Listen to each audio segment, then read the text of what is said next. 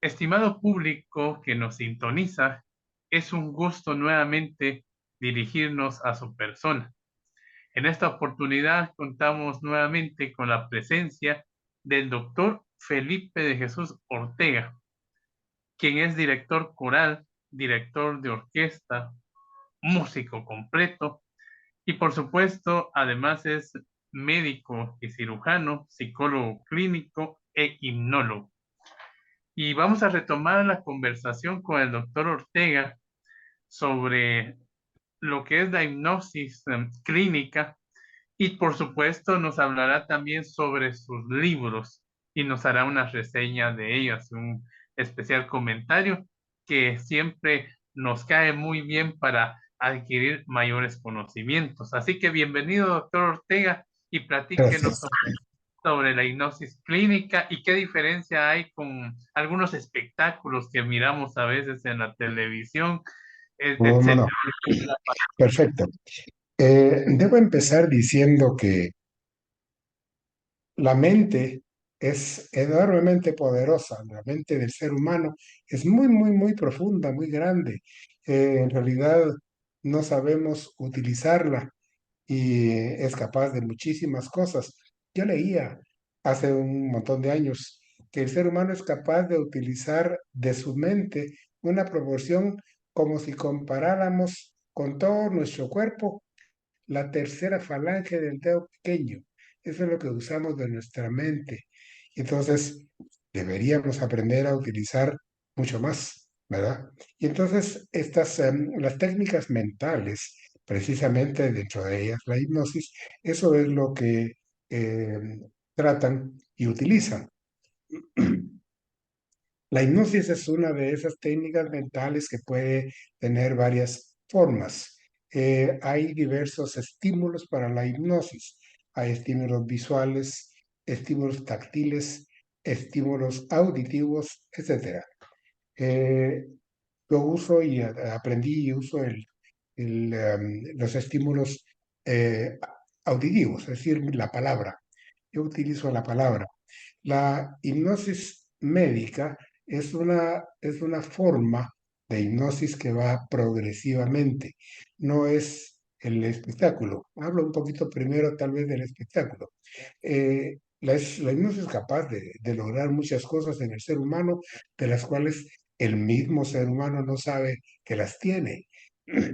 De ahí que hay necesidad de que se haga en las pruebas de hipnosis médica, de hipnosis clínica, valga la redundancia, unas pruebas previas para saber la calidad y capacidad de concentración del paciente, porque hay pacientes muy susceptibles, poco susceptibles, regularmente susceptibles. Se supone que todos somos capaces de entrar en hipnosis.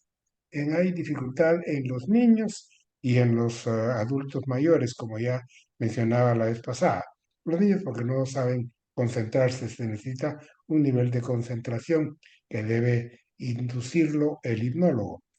Y los adultos porque manejan un concepto de la hipnosis que quieren estar como contribuyendo o al menos criticando o investigando por qué.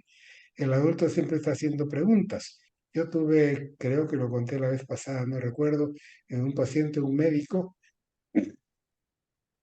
a quien yo le hice las primeras pruebas y cuando empezábamos a entrar en la hipnosis, porque él en las pruebas pues estuvo muy bien, se concentraba bien, pero más adelante se utilizan sugestiones a veces un poco, no sé si ridículas, si se quiere. Por ejemplo, pensar que sus párpados pesan como que fueran de plomo o cosas por el estilo. Entonces, este paciente, este médico, cuando yo le decía que unas sugestiones de esa naturaleza, a la primera vez no fue posible. Porque digo, mira vos, pero eso no puede ser, los párpados pesen como plomo. ¿No? Mira, aquí tenés que dejarte llevar. No es cuestión de criticar cada una de las cosas o investigar por qué y para qué, sino dejarte llevar. Así es como se logra. Entonces, en la hipnosis de espectáculo, generalmente se utilizan pacientes muy susceptibles. Generalmente los que pasan son muy susceptibles, saben concentrarse bien y con facilidad entran en los grados progresivos de hipnosis. Y entonces se puede hacer con ellos prácticamente cualquier cosa. Sin embargo, hay que ser muy claro. La hipnosis, decía yo incluso ya la vez pasada, no es un poder que tenga el hipnólogo, es una capacidad que tiene la persona, todas las personas, de llegar a concentrarse para dejarse llevar a través de la palabra o de los estímulos que sean hacia los niveles profundos de la mente. Entonces, la hipnosis puede lograr casi cualquier cosa, no absolutamente, porque yo tengo a un paciente hipnotizado en el grado más profundo y le digo que cuando yo cuente hasta tres, por ejemplo, va a salir y se va a ir a tirar a la calle a que le atropelle un carro. En ese momentito, el paciente rompe la comunicación, se acaba y me dice, lo siento mucho, eso no lo voy a hacer. Vuelve a su nivel consciente y entonces eso no lo va a hacer. No se le pueden dar órdenes que no sean de acuerdo del paciente. No se puede. Incluso hubo un caso aquí en Guatemala donde una persona, una dama, se quejaba de que un hipnólogo, no sé quién sería, porque solo lo leí por ahí, que había querido abusar de ella o no sé qué otras cosas. No es posible. Si la persona no quiere, no se puede. No se puede hipnotizar. Entonces, en la hipnosis, después de las pruebas de susceptibilidad, que son pruebas conscientes, totalmente conscientes, pero interesantemente, la persona se deja llevar por la palabra y hay cosas que parecen contradictorias de alguna manera. Por ejemplo, alguna prueba que pueda hacerse, digamos, abra la boca, ya abra la boca lo más que pueda. Ahora usted no puede cerrarla. Va a tratar de cerrarla, pero no va a poder. Y el paciente empieza a hacer todas las fuerzas que quiera y no puede cerrar la boca. Está consciente, pero no puede cerrar la boca porque tiene la orden hacia su mente de que no es capaz de cerrar la boca. O al revés, ¿verdad? Cerrarla y no poder abrirla. Son órdenes que se dan cuando la persona responde bien a estos estímulos, a estas sugestiones, es persona que se concentra porque está dejándose llevar. No puedo, no puedo, no lo hago. Inmediatamente ahora ya puede. Entonces, ahí se empieza ya a entrenar a la persona, esto es a nivel clínica, a entrenar a la persona en autohipnosis. Los primeros 3 grados de hipnosis son de autohipnosis. La persona aprende a hipnotizarse.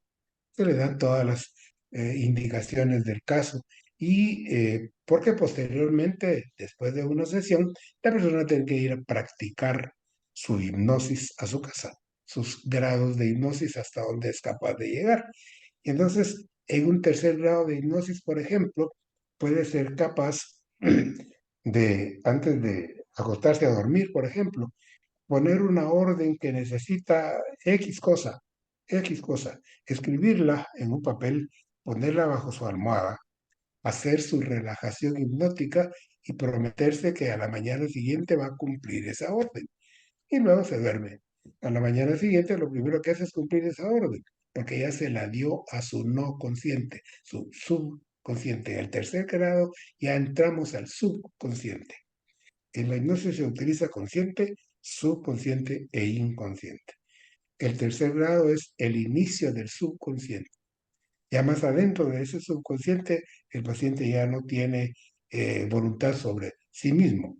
Y en el inconsciente, por supuesto, ya no la tiene. Y entonces es capaz de obedecer las órdenes que se le den. Y entre otras cosas, por ejemplo, la hipnosis tiene la facilidad en los grados profundos de encontrar el origen de muchos padecimientos o problemas que vinieron desde muy temprano.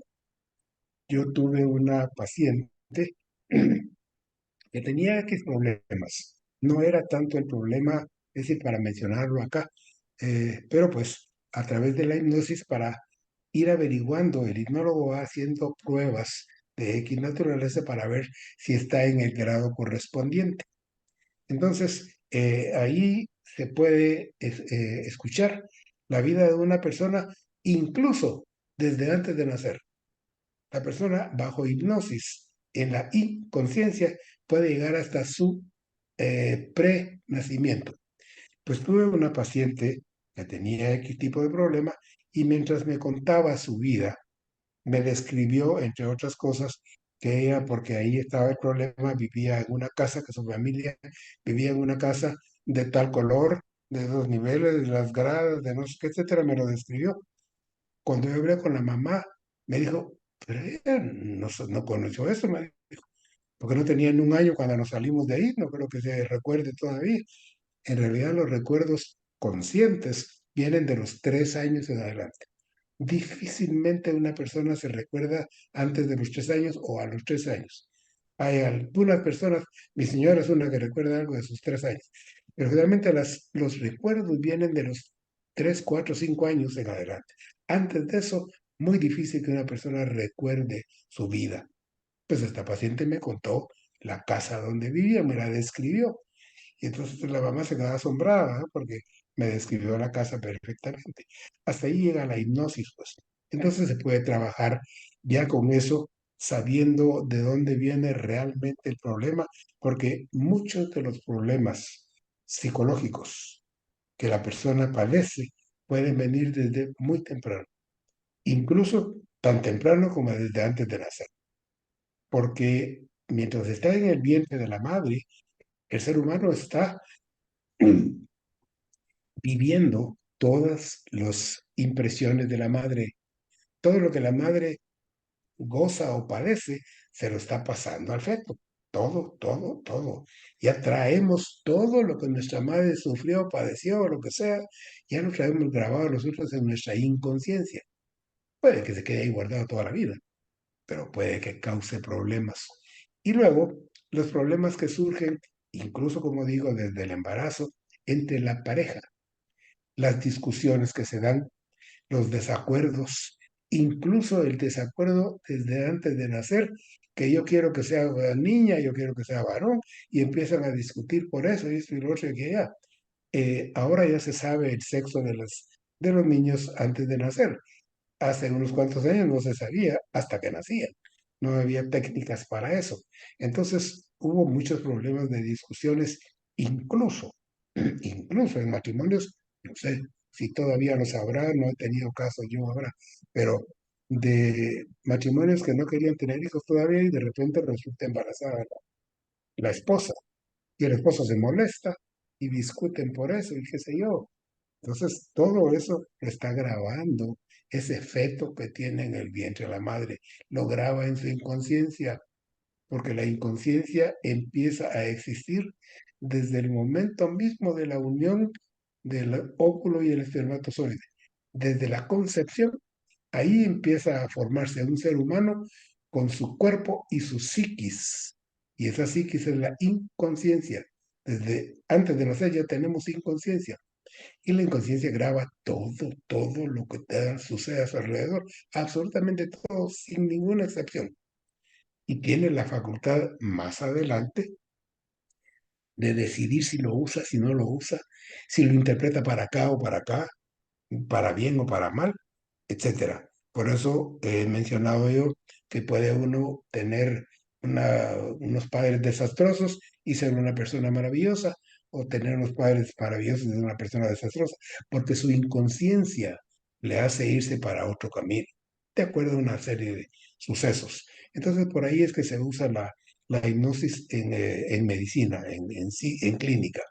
Y, por supuesto, no es una panacea, no es una panacea, porque definitivamente después del procedimiento de tratamiento, dependiendo de los padecimientos, la persona tiene que seguir ciertas indicaciones.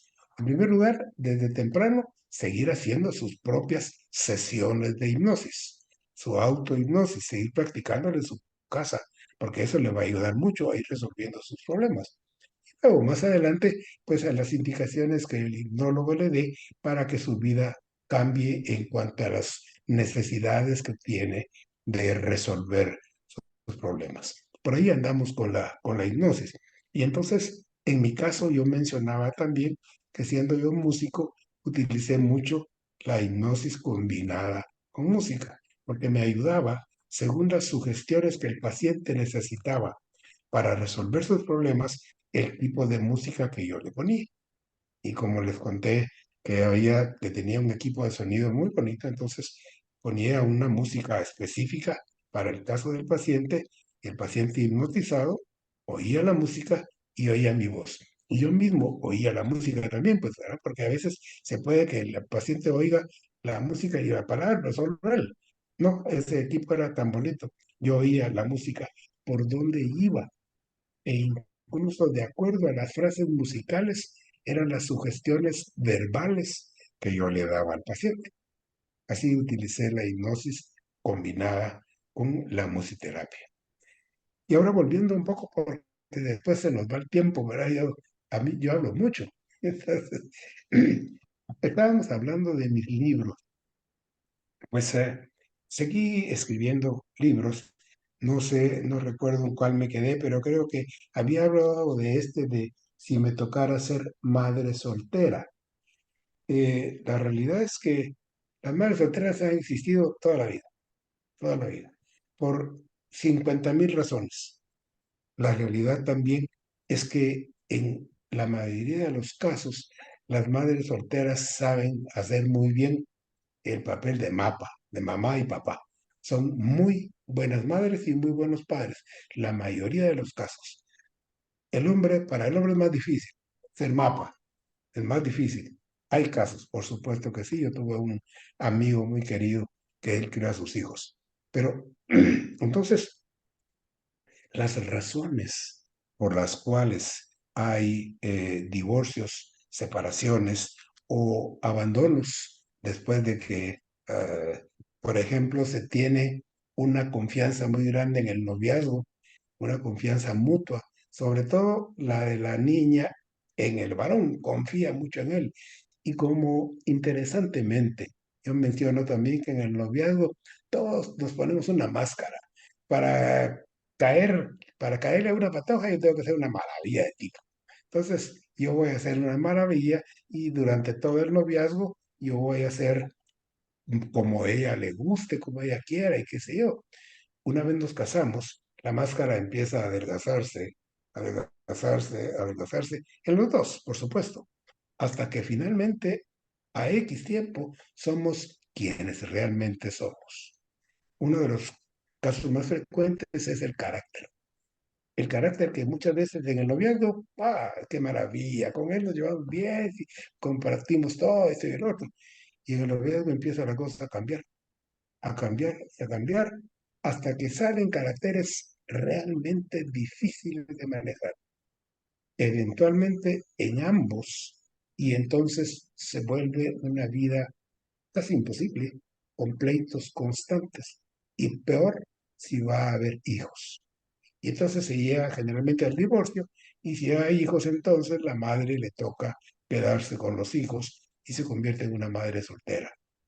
Pero este libro tiene algunas de las indicaciones para que no se sienta mal por ser madre soltera, porque puede hacer las cosas bien y de hecho, como decía, las mujeres son más hábiles para manejar los dos papeles. Ese es un libro. Luego, hubo un momento en que me salí del carril de la psicología y se me ocurrió escribir un libro que se llama ¿Por qué Guatemala? Este es un libro que enfoca el problema que tenemos con el nombre de nuestra patria. En la Sociedad de Médicos Escritores, donde hay todos los meses actividad literaria, se presentan cuentos, poemas, etcétera. Y en una ocasión, y se hacen certámenes, eh, el premio en la rama de cuento fue de un doctor Oliveros, que el cuento se llama El país al que le faltó la N, y habla de Guatemala, del nombre de Guatemala y de toda la historia, de dónde viene ese nombre, y que debe haber sido guatemalán o cuactemalán. Hay diversos vocablos que identifican a nuestra querida Guatemala. Y más adelante yo me fui a investigar todo eso también. Y resulta que más adelante se dijo que por suavizar el nombre, no había una razón muy especial, dispusieron ponerle Guatemala. Y nos amolaron, porque realmente incluso tanta gente, sobre todo extranjeros y los mexicanos, dicen que Guatemala a Guatepeor. Así nos dicen, incluso nos dicen Guatepeor. Suena más despectivo todavía. Entonces, se me ocurrió introducirme en ese campo y hablo de por qué el nombre de Guatemala nos hace daño y cómo podríamos hacer. Yo le tiro la pedrada a las altas autoridades del gobierno para que en algún momento alguien decidiera, porque precisamente el prólogo de este libro me lo hizo el licenciado Julio César del Valle, posiblemente muchos lo conozcan. Es un guatemalteco nato a morir. Entonces él habla de los mayas, del valor que tienen los mayas. Y para él que el nombre debía ser Guatemala. Y él escribe poemas y al final pone su de Guatemala. Y vea Guatemala, Guatemala. Y eso tendría muchas ventajas porque reconoceríamos un poco más el origen de nuestra nacionalidad. Y se mencionaba que para algunas cosas el cambiarle nombre podría ser problema. Por ejemplo, para el himno nacional, pues con el nombre Guatemala no habría ningún problema. Son las mismas sílabas y suena exactamente igual, de modo que eso sería una forma. Por eso escribí este libro de ¿Por qué Guatemala? Si podría ser Guatebella, Guateámala, hubo varios proyectos por ahí, o Guatemala. Así que ese es otro libro. Y dentro de las orientaciones siempre que doy, se me ocurrió este otro. ¿Quieres ser mi novia? Siempre con interrogantes, porque ahí viene una de las actitudes más importantes en la vida del ser humano y debiéramos recibir una orientación buena de nuestros padres. Y aquí les tiro varias veces a los padres de familia para que cuando se llegue al noviazgo se haga una cosa, una situación correcta, conveniente. Empezando por tener sabido que no hay dos personas iguales en el mundo. No existen las almas gemelas. No es cierto. No las hay. Puede haber muchísimas coincidencias y todo, pero no son iguales. Cada ser humano es absolutamente diferente. Entonces, desde ahí comienza el problema porque los padres no inducen a sus hijos a buscar las formas adecuadas de un noviazgo para que cuando decidan llegar al matrimonio vayan con un buen nivel de confianza, seguridad, siquiera un 50% de seguridad de que les va a ir bien. Y que les va a ir bien no significa que todo el tiempo van a estar bien. No significa que nunca van a pelear, no significa que todo va a ser color de rosa, no. No hay matrimonio del mundo que no tenga problemas. No han nacido, ni nacerán. Todos los matrimonios del mundo tienen problemas. Del tamaño de una pulga, del tamaño del volcán de agua. Pero todos los matrimonios del mundo tienen problemas porque están formados por dos personas que fueron, son y serán diferentes. Entonces, en este libro de mi novia es para los novios, por supuesto, pero también para los padres de familia, para que a través de ellos los jóvenes busquen una forma conveniente de llevar su noviazgo, para evitar que el noviazgo sea una maravilla y el matrimonio un desastre. Hay muchísimos casos así. Incluso yo te atrevería a decir que de los tantos divorcios que hay en el mundo, un 80% empezaron con noviazgos muy bonitos, muy buenos, muy agradables. ¿Por qué llegaron a casarse? Pues si el noviazgo no hubiera sido bueno, el noviazgo se rompe y ahí se acabó, pues. Habrá recuerdos y todo lo demás, pero ya no consumaron el hecho del matrimonio. Se llega al matrimonio porque hay una buena comprensión. Aparte de que, y esto lo menciono en el libro, se llega al matrimonio en muchas ocasiones cuando la dama ya está esperando, porque ese es otro de los problemas y sobre todo un problema muy actual. Antes se utilizaba, por eso nos llaman anticuados a los patojos como yo, porque en el noviazgo no había, por supuesto, siempre hubo casos de relaciones prematrimoniales, siempre los hubo, pero era el 1%, el 1 por 1000. Todos los novios respetaban el noviazgo hasta llegar al matrimonio. Para conocerse, el noviazgo es la etapa en que las personas empiezan primero a conocerse, después a comprenderse y después a amarse. Conocerse, comprenderse y amarse son 3 pasos que hay que dar. Porque, de hecho, al principio, dos personas que inicialmente fueron, que no se conocían, de repente fueron amigos. Yo hablo también en este libro de las etapas del noviazgo y de previas al matrimonio. Primero desconocidos, después conocidos. Tienen que pasar un tiempo como conocidos. Conocidos, amigos, lejanos, cada vez más cercanos.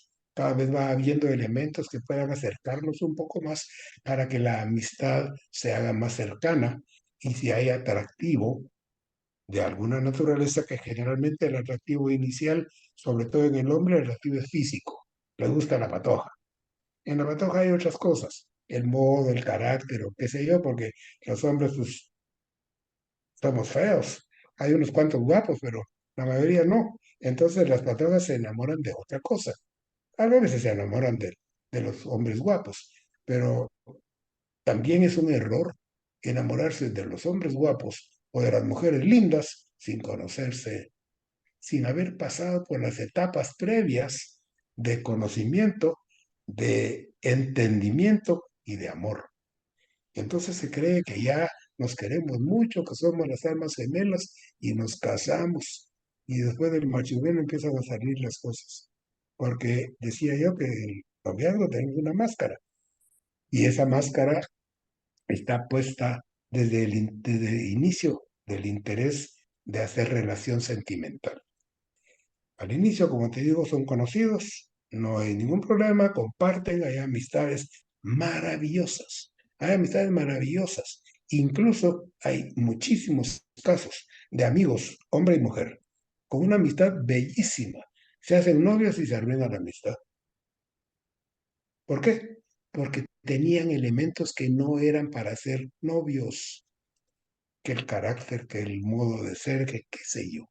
Cuantísimas cosas que puede haber. Y entonces, eso es lo importante, después de llegar a una amistad bien cercana, empezar un noviazgo de mutuo acuerdo, de mutuo acuerdo.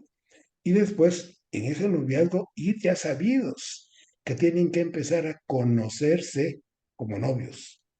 Ya se conocen como amigos, pero luego es otra cosa. Empezar a conocerse y en el conocimiento caminar un tiempo para llegar a comprenderse y en el comprenderse caminar otro tiempo para llegar a amarse. ¿Creen que se aman desde el principio? No es cierto. El amor es una cosa muy compleja realmente.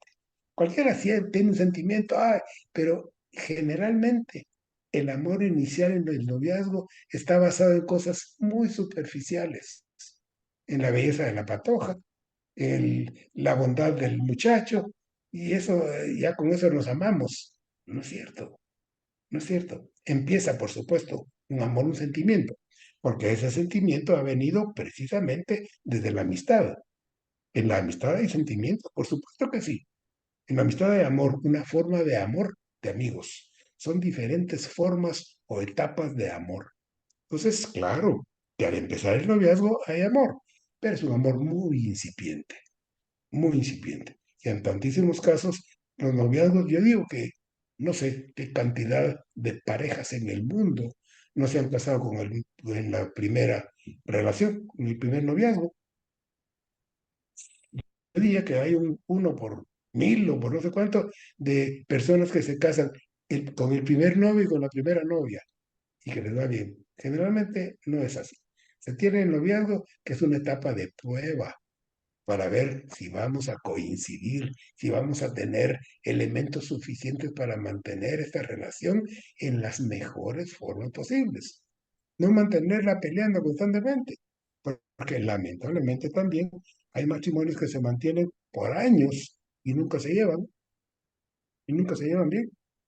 Entonces, la realidad es que necesitamos tener bases sólidas para hacer un buen noviazgo. Nada es muy diferente, porque en los noviazgos actuales las relaciones íntimas ya son costumbre, ya son costumbre. ¿Cuántos de esos noviazgos con relaciones íntimas llegan al matrimonio? ¿Cuántos de esos noviazgos con relaciones íntimas y que llegan al matrimonio duran 10 años, 20 años, 5 años, un año? Que de hecho, y que de generalmente el varón con la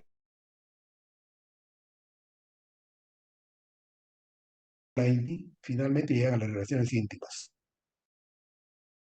Pero la máscara ya se acabó, empieza a que no son soportables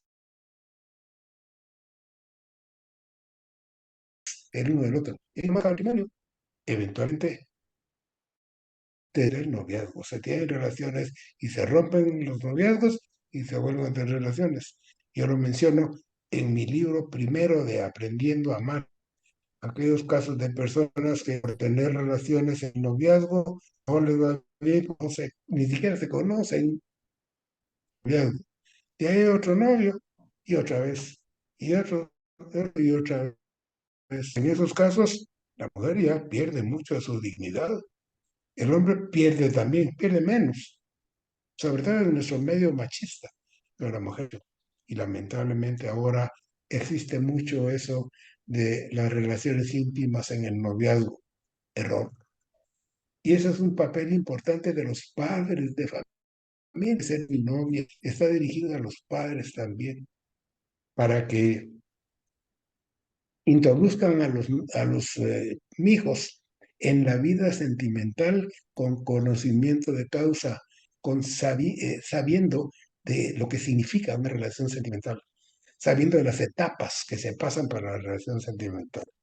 Y en esto incluso los padres de familia necesitan psicoterapia, porque generalmente cuando ya empiezan los muchachos y las muchachas a la etapa de noviazgos en su adolescencia, ellos aprueban o desaprueban el noviazgo según les parezca a ellos. Una muchacha tiene novio y generalmente el primer novio de la hija es mal visto por los papás, porque siente que ya la van a perder. Y no les gusta el novio, aunque sea una maravilla, ¿va? Pero no, ¿qué es tu novio? ¿Qué sé yo? Y hay muchos casos en que les hacen la guerra. Y entonces ahí viene el problema. En lugar de orientarlas adecuadamente, ahí viene el problema porque empiezan aquellas cosas en que el papá o la mamá o los dos se ponen en contra de la relación de la hija y llegan a hacerle la vida imposible. Resultado, la hija se va de la casa con el novio. Y yo tuve muchos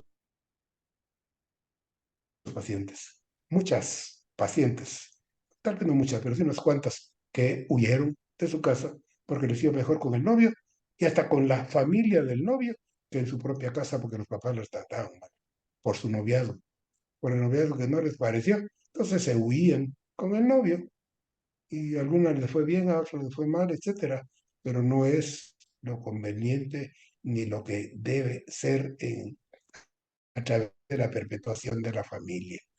Así que, pues, este libro trata de orientar en ese aspecto. No sé cuánto tiempo tenemos todavía, Pues, pero bueno, José, un minuto nada más, se nos pasó ay, el ay, tiempo. ay. Bueno, Esta eh, intervención maravillosa, un se minuto. me, se me ocurrió meterme, Creo, doctor, que, sí, ¿qué le parece si continuamos la próxima semana? me Muy temo que especial. ya es mucho porque, bueno, se me va, se me va la lengua y tal Y vez habla un par de libros, los últimos, nada más para solamente no tenemos un abusar minuto. también del público. Ok, Se me ocurrió escribir novela y entonces escribí una novela, Auxilio Papá. Es una novela de valores, eh, pues que puede ayudar problemas de una familia, problemas que suelen suceder con mucha frecuencia y que no los vemos. Y finalmente, este pequeño libro que se llama Cápsulas de Reflexión.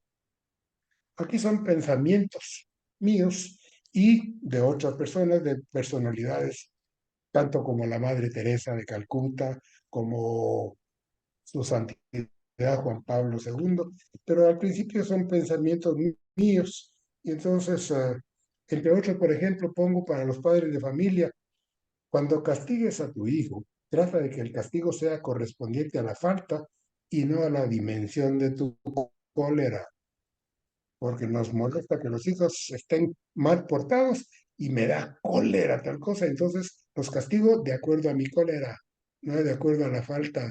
Ese es un error, es un error. Así que, primero Dios, que todos puedan tener conciencia clara, suficiente para llevar su vida en los cánones